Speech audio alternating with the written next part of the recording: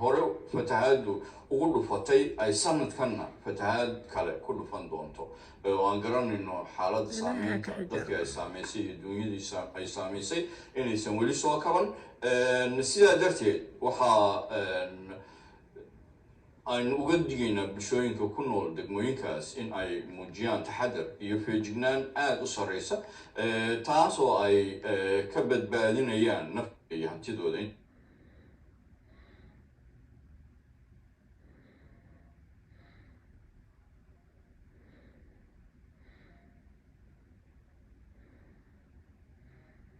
oo dalka daafihiisa ka dii doono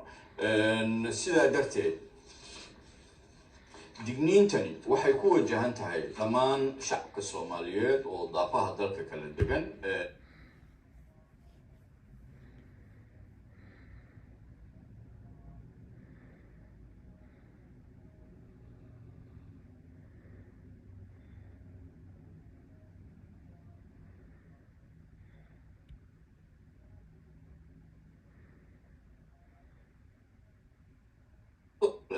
saameyn ay ku yeelan doontaa degmooyinka aan webi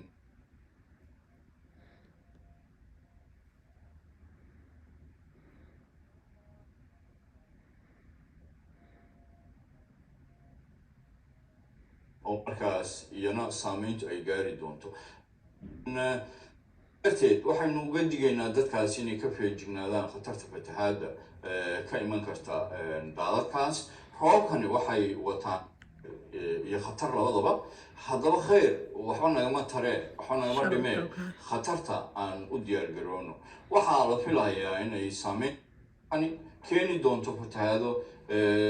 sidaan ku celceliyey iyo daadad labadaba sidaa darteed waxaa la filayaa qiyaastii tir ahaan dadka ay saameyn doonto inay noqon doonaan marka aan aadka hoos ugu dhigno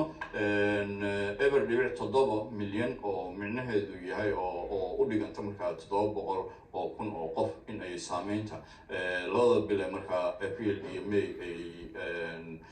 saameyn doonaan daadadkaasi kuwaas oo yani ku ziyaadi doon iyo barka ahaa oo hore roobkii horeetay El Niño fatahaadii horeetay ay u saameeyeen sidaa darteed waxaa laga yaabaa inay 3 milyan saameynta kor u dhaafto qorshaha qaran haddaba oo aynu ugu diyaar garownay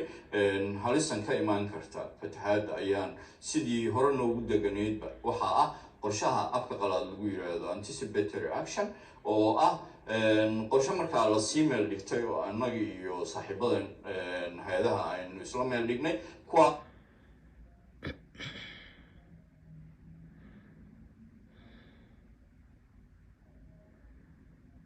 oo ka hor dhacaya weliba oo yani faragelintaas iyo yani ka jawaab bixintaasi ay noqon doonto mid markaas hordhac noqon doonto oo dadka la sii siiyo wax agab ama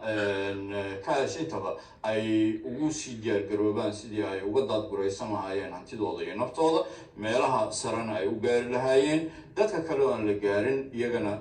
digniintan ayaa ku wajahan haddaba tallaabooyinka xiga oo aynu qaadi doono insha Allah marka ay xaaladdu sidan kasii wanaagsanaato ama ay kasii xumaato ayaynu isku soo laaban doonaa wixii talaa insha Allah mahadsantiin